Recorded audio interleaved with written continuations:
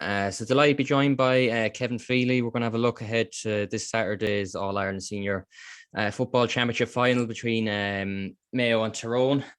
I suppose, Kevin, if you're predicting at the start of the year, you may have said one of them could possibly get into a final if all things went right, but you wouldn't probably have predicted that there'd be no Dublin or Kerry.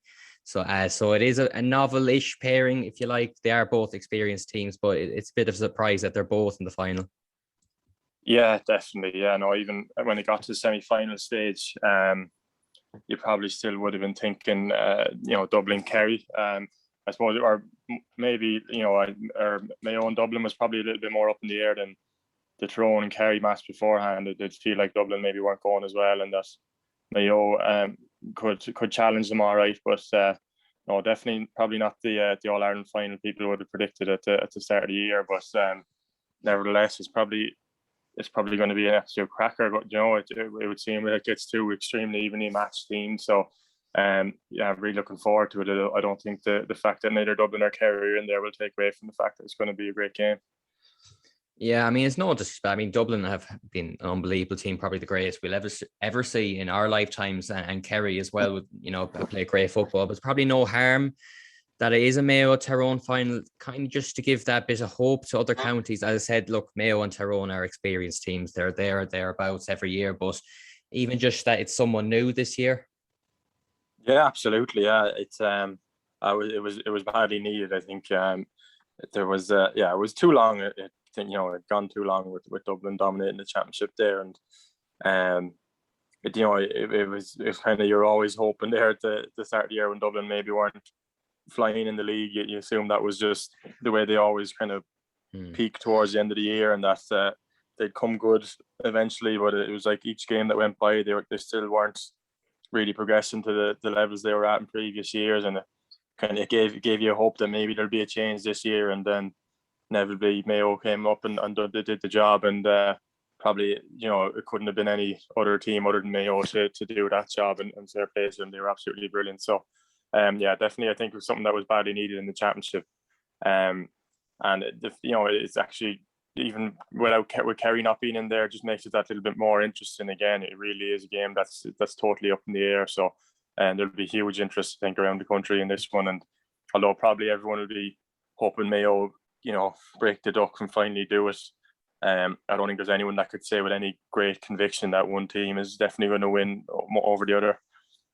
Yeah, I mean, unfortunately, from a Mayo point of view, it was great to beat Dublin. They did that in 2012 as well, and then they went on to lose the final to Donegal. So it was only semi-final. They won, but I think the 4 weeks actually probably helped them, because it nearly probably took a week and a half or so to get down from that high from Dublin. It was a really kind of emotional night in Croke Park. Yeah, absolutely. Yeah, like you said, they would have needed time to kind of come down and compose themselves and start thinking about the new challenge. And it's probably, it's different from 2012 in that the win over Dublin in semi-final is, nowhere near as significant as what went on this year. That was obviously the end of an era for Dublin there this year. But obviously the emotions would have been running fairly high there for a few days after that match. So I'd say if it had been the following week, maybe not too bad, because they could have carried the momentum of the game into it. But 2 weeks later, it would have been coming down from a big high and then trying to rise themselves again. Whereas at least with this 4 week break, they've had time to come down from the high, gradually build themselves back into training, and then hopefully ramp things up again for the final. And they also would have had a great opportunity to study kind of Tyrone in absolute detail and figure out where it is that they're going to try and exploit them. And if their game plan against Dublin was just so immaculately carried out, that you feel like that they'll have something similar going into this game against Tyrone. Yeah, because Tyrone kind of went through the championship quiet enough. I think that Kerry loss in the league just made people nearly forget about them. And the bet Cavan, the bet Donegal is never an easy game. And then even when the bet Monaghan, people still weren't really taking them seriously enough going into that Kerry game. I mean, Kerry like 1-6, 1-8 with bookies going into that game. They're obviously not under the radar anymore, but they have a serious team there, and forwards up front, good half forward line, and we know about their defence, so that they're a well balanced team. Yeah, I think there was almost an expectation, especially like you said, based on that league game against Kerry, that Tyrone would be kind of in transition this year with the new management and stuff like that. But then when you looked at the starting team, there wasn't really that much change. They were a very battle group already, and you could see that in the Ulster Championship games. In particular the Monaghan game, where actually it felt like Tyrone had been in that situation more times than Monaghan. It seemed like they were just more comfortable with the situation, even though they weren't playing extremely well, and Monaghan had opportunities to go and win the game. They still seemed like the team that had more composure in that high pressure situation, and that obviously probably would have given them a huge amount of confidence. But I've never seen anything like the intensity and the level of conditioning they brought to that semi-final. Like it was very. It would remind you of the Tyrone team there in the early 2000s in terms of the intensity, but the fact that they were able to maintain it for 70 minutes plus extra time was I haven't seen that before. It was an unbelievable achievement. Yeah, and they probably nearly, with all the COVID stuff and nearly the criticism that they got, it nearly probably actually worked in their favour. Okay, maybe just give them that extra 5% motivation. Obviously, it's an All-Ireland semi-final. You don't really need too much more, but just even to prove people wrong. Yeah, it did seem like they were able to create almost like an us against the world kind of atmosphere within themselves, and like you said, it was nearly easy to do that with the criticism they were getting. But you still think Richie Donnelly probably, he didn't even feature in that game. Rory Brennan as well, I think another like kind of household name you would have expected. So it's not like they weren't completely affected by the whole situation. They did lose players from it. I just think it probably got blown out of proportion that the rest of the country was expecting half their team to be crippled with illness coming into that game, when reality is probably only 2 or 3, maybe 4 of them had any kind of sickness coming into it. So in that sense, the majority of the squad were probably able to prepare reasonably well, or probably even were fairly fresh coming into that game after a good pre-season, good league and a good championship campaign. They probably were just using that time as a time to refresh the bodies and the minds, and geez, they certainly looked refreshed coming into that game. The lads that took to the pitch anyway were off the top of the ground. Yeah, so like on the pitch, maybe start from goalkeepers. Two keepers that do two teams that put emphasis on their kickouts and how they go about it. Niall Morgan seems to have taken it to like another level this year with the likes of Rory Begg, and he's nearly pushing up into the midfield now. As a midfielder, if you saw Niall Morgan coming out, would it put you off, or to just confuse things a bit? Yeah, probably. Normally it wouldn't, but the fact that it was B Morgan who's he's an incredible kick passer. I think people kind of forget that. I would worry me. Like, so a lot of time people kind of say when the keeper's coming out, leave him honest. Don't go to him, because you don't want to create an overlap kind of with someone else. But I'd be very wary of that, because if you give him space and with how far he comes out with the ball, anywhere from his own 65 and forwards, he's capable of picking out someone with raking past, and they've picked up marks that way from done passes and stuff. So I'd be wary of giving him too much space coming forward. But the other side of it is where you can kind of get a keeper that way, and which kind of happened in the Monaghan game to both him and Beggan to an extent, probably more so Morgan. But forwards coming back to tackle from behind him, he mightn't always be aware of those guys coming from behind him, and a turnover happens there, it's big trouble. So it's a risky game that they play, but I think from a Tyrone perspective, it's probably there's more advantage to be gained from it than not. So I wouldn't, if I was them, I wouldn't be stopping doing it, because I do think he's a real weapon for them coming out with the ball. Where I think he might come under pressure is from off the kick out. It looks like they've kind of made up their mind that they're going long and they're going to try and scrap for breaking ball as best they can, which is absolutely fine. But you saw in the first half against Kerry that was not working, and then they struggled a little bit to get free with the mid-range kickouts and stuff like that, because Kerry's press, which they've kind of perfected over the last few years, was really good.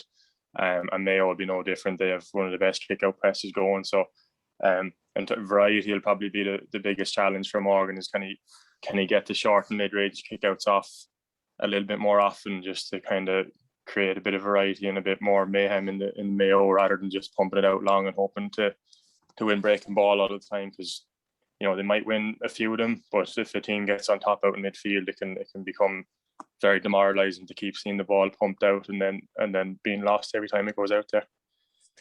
Yeah, because in the Mayo goal, Rob Henley probably had his best game definitely in Croke Park for a good while. Like, his kickouts were excellent against Dublin, and he nailed them frees as well, and especially that pressure free to take it to extra time. So again, he'll be confident coming into this final as well. Yeah, absolutely. He had a brilliant game. He's good. He's had a good season. I've always been a big fan of his kickouts. He does take risks, but I think people just, because the kickouts he takes are quite risky, if they don't come off, people tend to remember them a little bit more. But in general, I think he's an excellent kickout, whether it's long, short, or mid range. So again, my guess is Tyrone will give Mayo the kick out similar to the way to Kerry. Maybe an odd time they'll push up, but I think Rob will have a handy enough job of just chipping it out to corner back in this game. But outside of that, it could turn into a free taking competition between the two boys there, and it'd be interesting to see who comes out on top, because they're both ridiculously. They just got the range they have to give away a free anywhere from 60 meters and in. Both of them are capable of chipping it over and all bother. Yeah, because in a tight game like this, I mean, we saw in the Kerry game, it was at 1 point, and Niall Morgan kicked a point from the midfield, and they're just bonus points. So like they're crucial in this game. Yeah, they are. Yeah, no, it's. I'd say both of the lads will be looking to get their percentages up a little bit from where they are. Like Niall kicked a monster there, but he also missed some ones that he would definitely expect to get. So he'll put a big emphasis on not missing any 45s this time around. And even Henley, his percentages probably still aren't, where Rory Beggins are at the moment. He's definitely the top long range kicker in that regard. So both of them probably have some work to do on that, because both their teams seem to very much back them whenever they get a free within that range. So you can almost guarantee that they'll be called up to take it. They just need to kind of get the right side of the 50% mark on that, because I'd say they're kind of on that point or just below it at the moment in terms of the long range free. So it'll be important that they're as accurate as possible in this game. We're joined by Eamon Donoghue now as well. Eamon, thanks very much for joining the call. How are you lads? We were talking about the goalkeepers there, so we may as well move on to the defence. And this probably looks like it could be a crucial area both ways, because they're two teams that have scoring defenders, and even the Tyrone full back line, the whole full back line scored against Kerry. So really, it could be points from the defenders that could prove crucial in this game. Yeah. Well, especially Tyrone's defense, but their whole game is based on that transition. Yeah. So their defenders are going to be, they're going to be attacking on the counter attack. But at the same time, the Mayo forwards are probably the best tacklers and the best defensive unit as a forward line in the game. So that'll be an interesting battle in itself. Mayo will hunt down turnovers as they're coming out, but then Tyrone defenders are so comfortable in possession. I think Mayo as usual will go for matchups in their defence. They'll put Lee Keegan, Oisin Mullen. These guys will be put on the main matchups on McKenna, and if McShane is fit and that'll be the win and the lose in the game for Mayo, as it always is, on how well these guys do. If Lee Keegan can take out a key guy and score 2 points himself, Mayo generally go quite well. Yeah, Oisin Mullen does look like he is going to. Obviously, we're recording when we don't know the announced team anyways. How big of a plus is he? Because he's only 21, 22. Like, already he's such a crucial player for Mayo. Oh, massive, and especially because they have lost, obviously really key defensive players over the years, and like he's coming in and he looks to be even a higher level than anything they've even had before. He's such an all round player. Yeah. Able to play anywhere. Like on the underage teams, he's comfortable to play midfield anywhere back. He probably could play on the forwards. He's that good on the ball as well. So he'll give them a huge boost in that defense. Yeah, McLaughlin, there was rumours that he's back in training, which would be, I mean, if he were to feature in the final, it'd be incredible nearly to see. Even Enda Hession came off the bench against Dublin the last day. I thought he was excellent. So I mean, they have even a player ready made to come in, that sort of style again, just that running game. He's well able to break the lines. He was phenomenal when he came on against Dublin. Like, just every time he gets the ball, he plays with such intent. Like, he really does.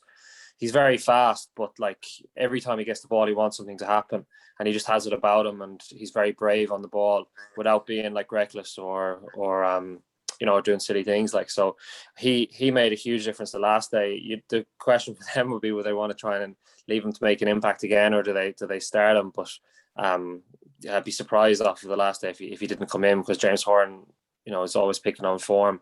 But they've had 5 weeks now between semi-final final, so like I'm sure that there's been a lot of in-house stuff, and some lads could have put their hands up that we obviously haven't seen. But like Hession, definitely, yeah, he was the guy who made a massive impact against Dublin when he came on. But McLaughlin to make it back would be remarkable, obviously from that degree of a facial injury.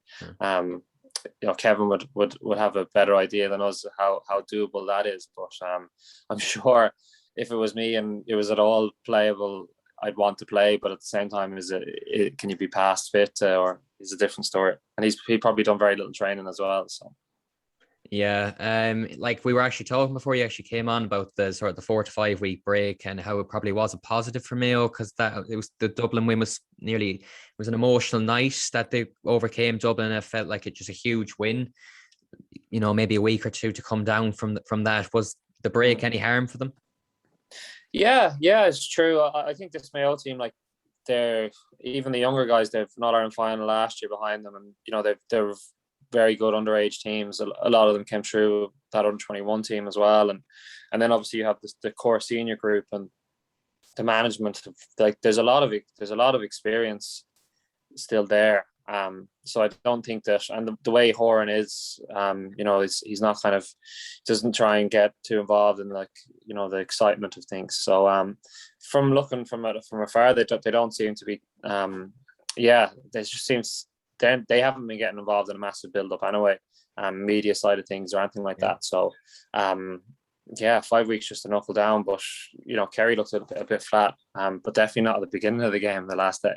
So, 5 weeks, especially, the main thing is to get players back on the field. So if Bushy Mullen back and if McLaughlin was able to feature for 15 minutes, then that's a bonus that they wouldn't have had otherwise. Yeah, it was telling. I think they did their media day maybe 2 or 3 days after the semi-final. They just got it out of the way and said that's it. It's probably out of date now, because the semi-final the other one wasn't even played. It just kind of showed the experience as well. Horan's just going to keep that nice and quiet and in-house. Yeah. Like, it's obviously not ideal in terms of promoting the game and whatnot, but they're not too bothered about that.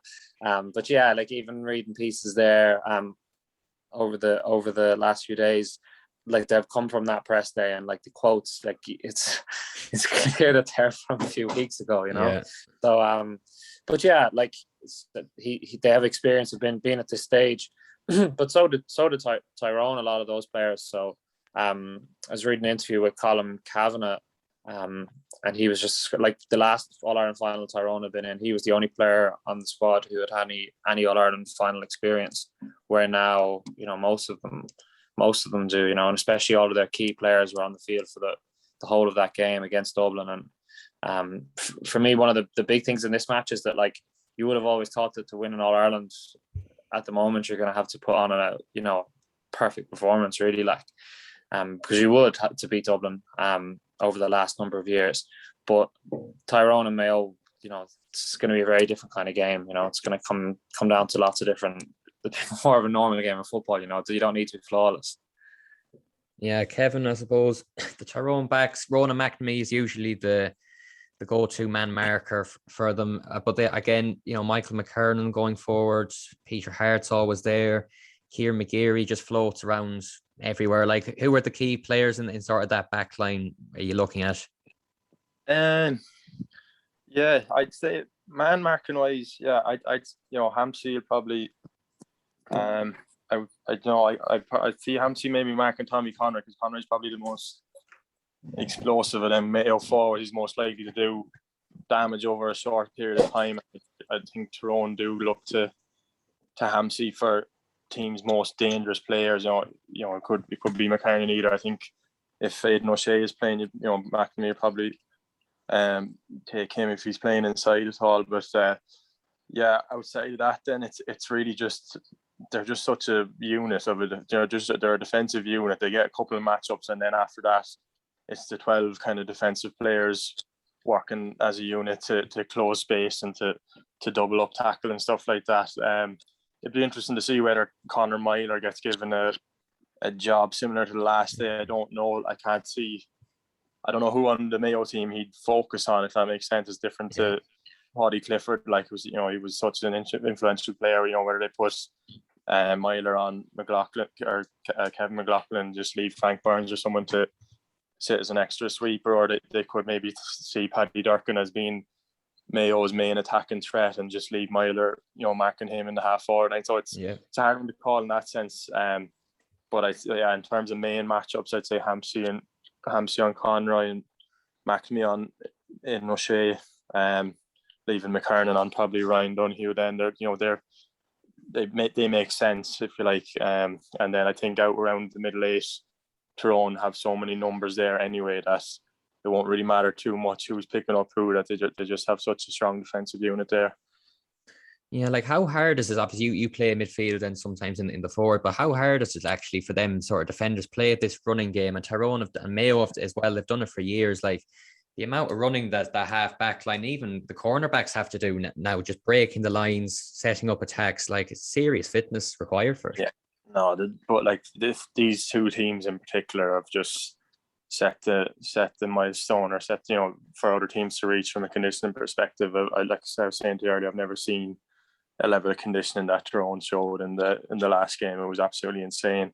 And Mayo are very similar to that. You'd always would have said Dublin are the most athletic, well-conditioned team you'd ever seen, but they seem to always be in such control of their games that they're never really pushed to the pin of their collars. So you just assume that they're all super athletic people, whereas this Tyrone and Mayo team just seem to they play with such an intensity for such long periods of the game that you don't know how they keep it up sometimes. It's mad. Like, now, in fairness, Mayo seem to have learned lessons from the past. I'd say in the All-Ireland final last year, they went too hard too early, and probably didn't have the fitness where you've seen in the Dublin game. They were quite conservative in the first half, didn't seem to expend too much energy, and it seemed like almost happy to be going in a few points down, and then they just exploded in the second half with a totally different game plan.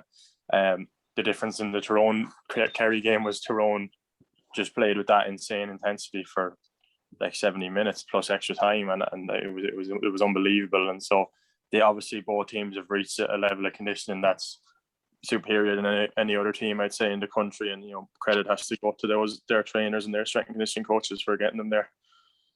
Yeah, I mean, from the midfield, then obviously you're probably best asked where on this department, but Mayo probably have better ball players around the middle. You have Matty Moran, Jérôme O'Connor, Conor Loftus, where Tyrone probably have obviously two big men in Brian Kennedy, Con Kilpatrick, and you might have the likes of Conor McKenna floating around there. Like, how do you see the midfield battle going? Yeah, absolutely. Mayo's midfield have a much bigger impact going forward than Tyrone's midfielders play quite a positional game where they're there to compete for kickouts and to be big bodies in the middle and then just link play simply enough, I think, whereas Rowan and Loftus and Jérôme O'Connor they all three of them look to have huge impacts on the game at different stages. So that will be interesting. The kind of interesting one for me is where Cathal McShane features on the Tyrone team. I don't know who he comes in for, really. It's a strange one, because you'd maybe think he might come in for Con Kilpatrick, but will he play midfield?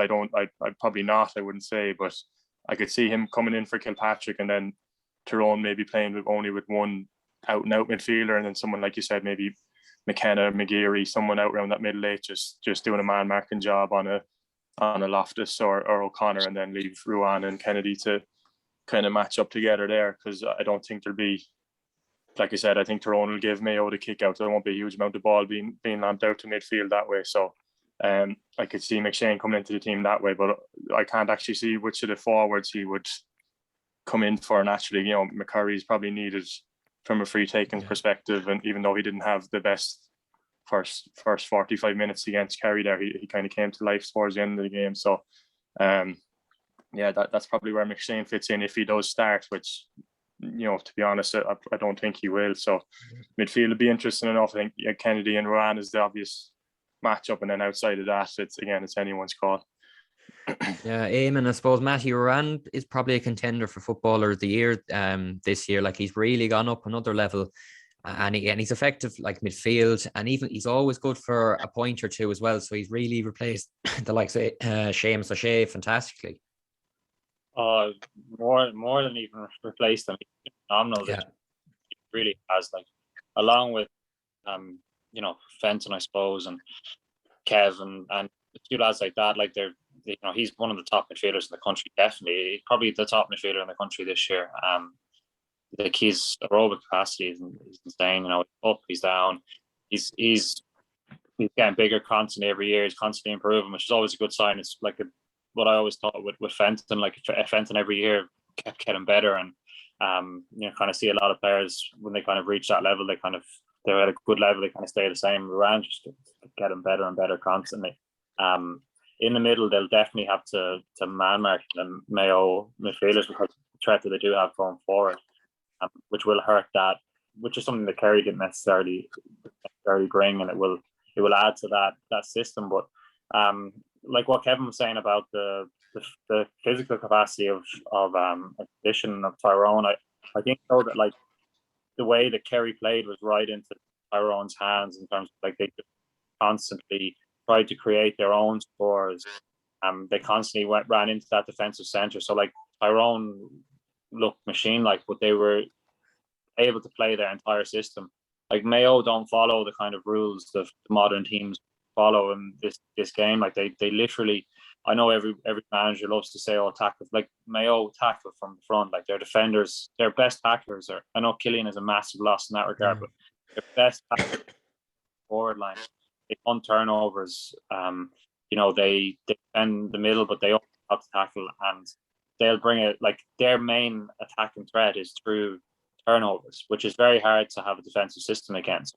So one of the key aspects will be actually how, especially around that middle third, how Tyrone deal with possession. They're all very comfortable footballers. We all like to think really annoying and very well defensive, but they're all good footballers. Like, at every age group, Tyrone are really well. So that'll be an interesting battle. I think Patrick has been a massive addition, and he's playing against the top team, up against the top players, and he's settled into that that role very well. It's interesting what Kevin's saying about McShane. Where do you kind of really start him? He is guaranteed to make an impact because he's a scorer, and, like, he goes for scores no matter where he's playing. So, like, when your guy is going to come off the bench and get scores or contribute to scores, it's going to make an impact. So they might leave him off of bench again, because it would be dangerous to have one of those guys around the middle, someone like him around the middle, because it will be playing into the hands, because that, like, where you're going to catch Loftus out is kick the ball out, but otherwise he's massive, so fast.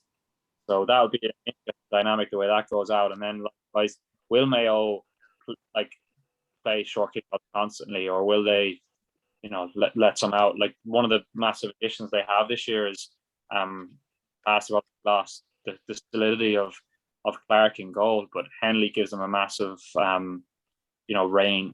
restart they wouldn't have had before, and he will go for a few more. He will be a few risky with them, and some fans mightn't like that, but, like, he will go for, not necessarily flashing out the middle, but he will add more than just a little tap and restart from the back line constantly. And we'll see if they put it out and kick a few out to him, few long ones out to people when they've got the short option. Yeah, I mean, Kevin, the big question nearly going into every Mayo game is Aidan O'Shea. Where do you play him? Now there's talk. Well, he'll start anyways, but there's talk should he be dropped after the Dublin performance, and it was a big call to take him off in the Dublin game, and it was the right call. He wasn't having a good game, and it paid off in the end. But like, I think you played with him with the international rules for a tiny bit. But where would you see him as his best position? He's probably played his best football over the years, with 11 on his back and kind of swapping between centre forward and midfield, acting as a third midfielder almost. But I don't think that really fits into this Mayo team at the moment. So I think they'll go with something similar to the semi-final, and he'll be played inside, and hopefully he'll just play a bit better. I just, he doesn't often play bad games like that, he won't often have games like he had the last day. He might have quiet games, but the last day was a bit different in that he was involved, but making very Aidan O'Shea like decisions on the ball. He's normally so reliable of a decision maker. So I think that was just an anomaly. Like that won't happen again with him. I do think he'll start, and it probably will be full forward. And yeah, hopefully for Mayo's sake, he has a bigger impact, or he has a more Aidan-like performance. But I think they will start him, but I don't think it'll be in that role where we would have seen him play quite often, where he's got 11 on the back, but mostly playing midfield kind of thing, which I think he's been brilliant at over the years. But in this Mayo side, that probably isn't the best use of him. And again, people forget what a good tackler Aidan is as well, and it ties into Eamon's point of Mayo's biggest strength being their press from the front, and it's something that he'll actually bring from full forward a lot as well, is that defensive pressure on teams coming out with the ball. He's very intimidating to take on. Like, you think he might be able to go around him pace wise, but he has that kind of tackle around the back fairly mastered as well. So I think he's nearly worth leaving inside that high up the pitch, nearly for that reason alone. Yeah, Eamon, do you think he feels the pressure a bit more? Obviously, he's captain, and Killian O'Connor's not there. There's a good few young lads around him. Do you think he's even just feeling that bit more pressure and responsibility this season? I would say the season. I think that game was kind of quite an isolated performance, and like there is a lot of pressure on him to score against. That's the for example.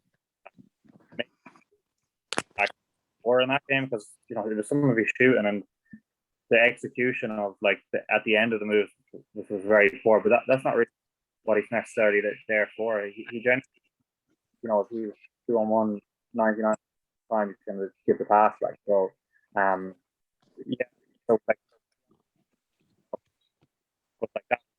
So kind of realistically, because he was butchering moves, but that's so unusual for him to do, really, because they were so a massive load team if they didn't start their leader and I'm sure the Tyrone players are dreading up against him, because again the defenders are dreading having to come out by him. There's around the middle, they're probably dreading having to kick out with him. So it would be a massive win automatically for Tyrone.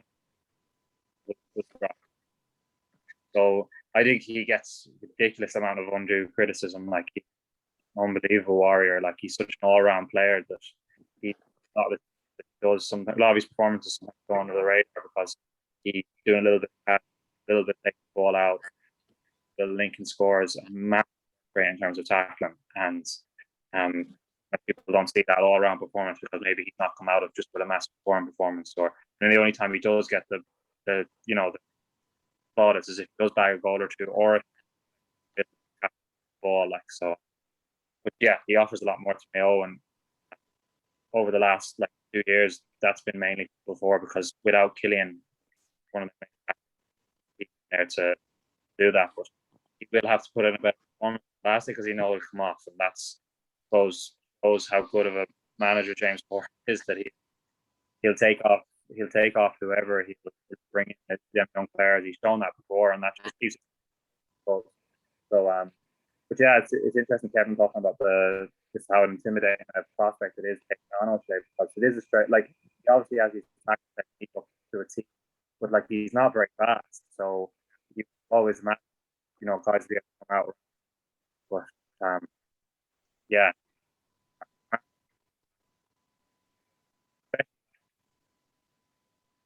Turnovers to score. So get that point. Our own system, defense system, don't avoid them, because that massive transition, they're all ready to go, and then Mayo are fantastic on. Yeah, Kevin, I suppose Matthew Donnelly's gone up front for Tyrone this year in a kind of a bit of a change. He's played really everywhere for Tyrone. Even I think he had number 6 on his back in some of the league games. And with Darren McCurry, is that enough for Tyrone up front? They have heavily relied on McCurry, and they got the goals the last day that probably helped them big time, because that they weren't really scoring them. Is there enough firepower up there for them? I think there is, but I do think that'll be what will tip the game in Mayo's direction. I think Mayo's backs are better than Kerry's backs, and Tyrone will find it an awful lot harder to score against Mayo than they did against Kerry. But then Mayo will find it harder to score against Tyrone than they did against Dublin as well. So like I said, it's two teams going to be trying to out tackle each other that kind of way. But I think Tyrone will need a bigger game from Conor McKenna, definitely. Like, he scored 2 goals. Don't take that away from him, but he's better than what he played in that semi-final. He can have a much bigger impact on the game. Donnelly was great, and McCurry was great once in in extra time, in the last 15-20 minutes normal time. He kind of showed a bit of courage to make up for a start where Thomas Sullivan was absolutely all over him. So they'll need more from McKenna, definitely. He has it in him 100%. He got absolutely everything. He for a guy that came back from Aussie Rules not too long ago, his football skills are still exactly what they were before he went away, and obviously he has now the athleticism to go with it. So they'll need to heavily rely on him for punching holes in defences, and he'd hopefully have to try and get on the end of a few moves similar to the way he did in the semi-final. So yeah, in terms of what you're asking, is Donnelly and McCurry enough? Probably not. They'll need McKenna and they'll need McShane to make a big impact off the bench as well, I think. Yeah, because it was the bench that kind of probably won it for them against Kerry, and Tyrone probably do have a stronger bench than Mayo. They have the likes of McShane, and even Derek Canavan came on the last day. Like, could that be the tipping point? Another source of, in a tight game like this, it could be just that crucial factor that if 1 or 2 players come off the bench that are adding something, not just taking away, and that quality is the same, it could be crucial. Yeah, maybe that's could well be a tactic from the 2 lads in Tyrone, like that's they're using the likes of McCurry and O'Neill and McKenna to tire out backs, and then bringing in the Derek Hannovers and Mark Bradleys of the world, and Colin McShane's, who, like you said, are probably are as good as, if not better than what's coming off. So it's that Dublin tactic of that demoralizing feeling of seeing your man going off and then seeing someone probably as good as or if not better coming on. And like you said, those 3 boys made a huge impact. And even Ben McDonald came on midfield as well for Tyrone, and he was really good when he came on as well. So in that sense, Tyrone's bench, you'd be tempted to say it's better, but then Mayo's bench had such an impact the last day as well. It might be a more inexperienced bench than Tyrone's, but in terms of the impact they made against Dublin, they had just as good an impact as Tyrone's subs did. So, but yeah, on paper, probably you would think Tyrone subs will have a bigger impact off the bench than Mayo's. Yeah, Eamon, it's kind of the same thing for Mayo. They have Ryan O'Donoghue and Tommy Conroy up front. There's probably, like, they're the 2 main scoring threats. There's not really a lot of fellas outside of that will be getting 3 or 4 points on Saturday.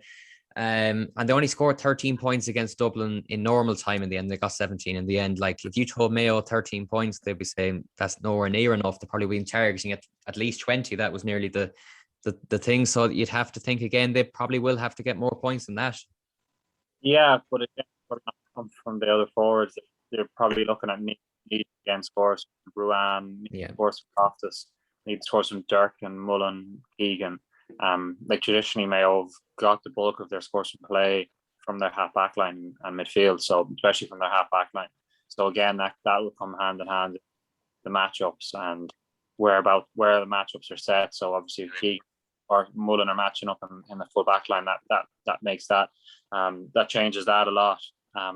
But Conroy really came of age. Like he had a brilliant year last year anyway, so it's a bit wrong to be saying he came of age, but he really stood up in that extra time, and he takes his man on. He's so fast, he's so direct. He's just a brilliant footballer, and O'Donoghue seems to have really tough mentality and taking on again massive leadership with the freeze and everything this year. And those two guys just look like inside.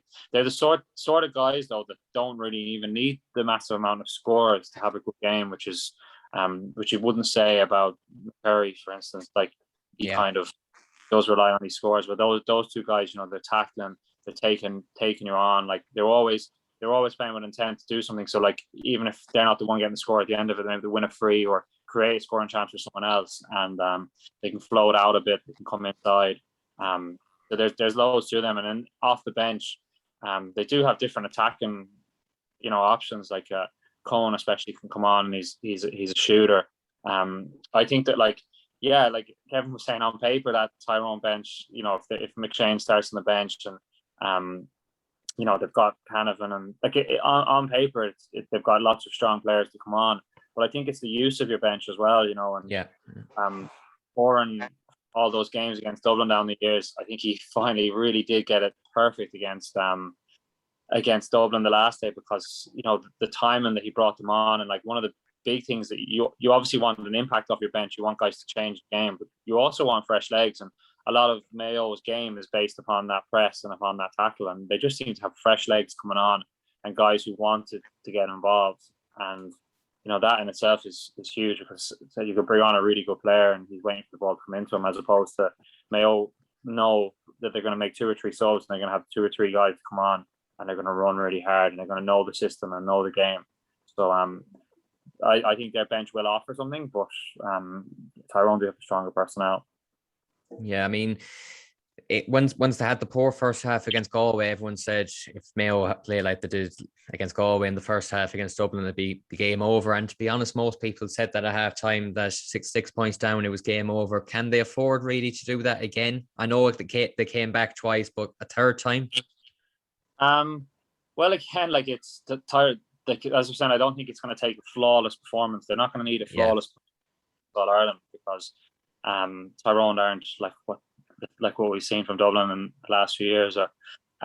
So they need to start stronger, and if they don't, Tyrone, I'm sure, will be targeting an early start themselves, really put the pressure on. And if the big difference is Tyrone go ahead, they're going to really defend that lead. They're not going to.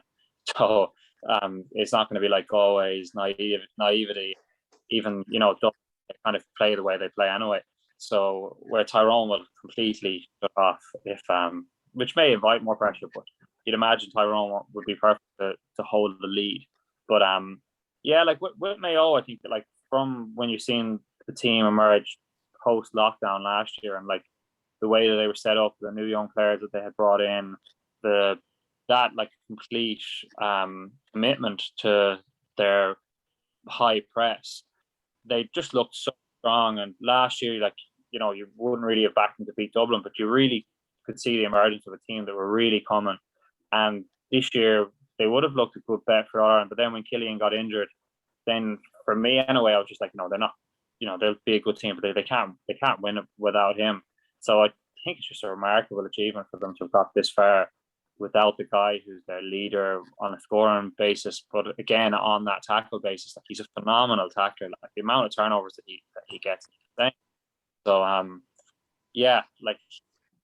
they've obviously found a way to overcome that as a team. It's made them even stronger as a, and you have to take your hat off to them though for that, because it really, I don't think anyone seen them doing this without him. Yeah, Kevin, I suppose we're kind of to wrap up a bit. If you had to pick one player from both teams, sort of that the other team would be looking at to kind of shut down, or he's the most important that for this specific game, even, who would you be looking at? Tyrone will probably look at Conroy and Paddy Durkin. I'd say would be the. Sorry, I know you said one, but that's such a. There's so many prongs to Mayo's attack. So, but Conroy needs to be shut down for the entire game. He only needs a 7-8 minute spell to do the absolute maximum damage. So, whether it's Hampsey, McNamee, or McKernan, I don't know who will be, but I would think Hampsey. But anyway, he needs to be shut down. Definitely, and then I'll just throw in that Durkin needs to be heavily marked as well, and then Mayo will probably, McConnor McKenna, I'd say will be the one then they need to shut down from an attacking point of view. But again, it's the McGearys, the Milers, they're the ones that probably have the biggest impact on Tyrone's attack in terms of not just scoring but punching the holes to create space for their scorers. But I'd say McKenna for Tyrone and Conroy for Mayo. Yeah, Eamon, I suppose same question to you. Is there anyone else that you're thinking of? Or?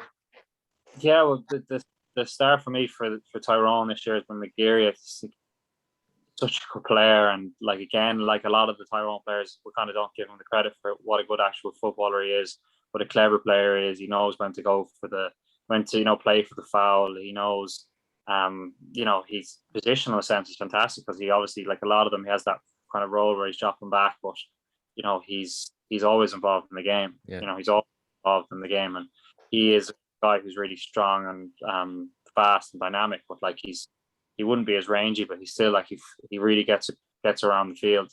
So it'll be interesting in terms of he'll be given a role for Tyrone, but he's around that position and where Mayo are very strong offensively. So if Mayo can get somebody on him, well, I suppose they used to try and do even on Paul Flynn in the past with Donny Vaughan and stuff. They can get someone on him who's literally makes him kind of have to do more of an individualized task. That would be a big win. But yeah, the player who holds the real threat in last day without even playing well, he scored the goals. McKenna. But and they do set up a system which allows him the freedom to cause a lot of damage. So he has a good threat. So I won't keep going on about all their players. Again, it is narrowed down to one, and for Tyrone or for Mayo, the player other than the two lads who Kevin mentioned, I think Ruan. I really think Ruan. Additionally, Tyrone brought in two midfielders this year to kind of showed a bit of respect to the position, which like Mickey Hart's obviously an incredible manager, but I don't think he has shown respect to the position over the years. But it is where they've been undone a lot in the past, and it'll be a huge test for them lads against Matty Duran, because he's, as you said, coming into this in footballer of the year form, puts on like a colossal performance, catches a few points, scores a few scores, creates a goal, running through the turnovers, and he dominates that game, puts a print on it. It's harder for them to stop than it is to stop that kind of general transition attack into the foreign danger zone, because he's coming as an extra player behind it. So yeah, I think Ruan is the guy to stop for Mayo, and they do really rely on him now. Where in the past they had loads of options around the middle. They had Aiden at 11, they had Jamie O'Shea, Tom Parsons. They'd bring on Barry Moore, or could even start him. Where now it's O'Shea's inside, it's Ruan, it's all Ruan. I suppose final predictions, Kevin. Do you want to go first? Again, you can't say this with any confidence whatsoever.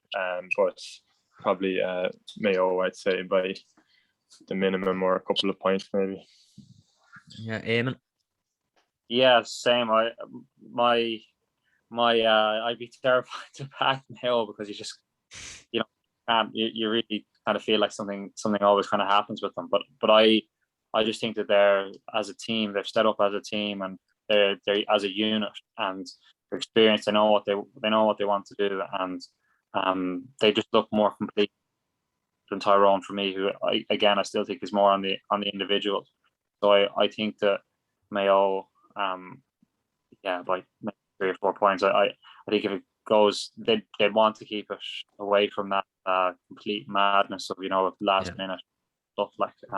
But if they can put in their system and put their system on the game, I think that they'll do it. Okay, well, hopefully we're in for a great game. It should be great celebrations afterwards, whoever wins the game. But Kevin, Eamon, thanks very much for coming on. No, awesome. Thanks, Sarah.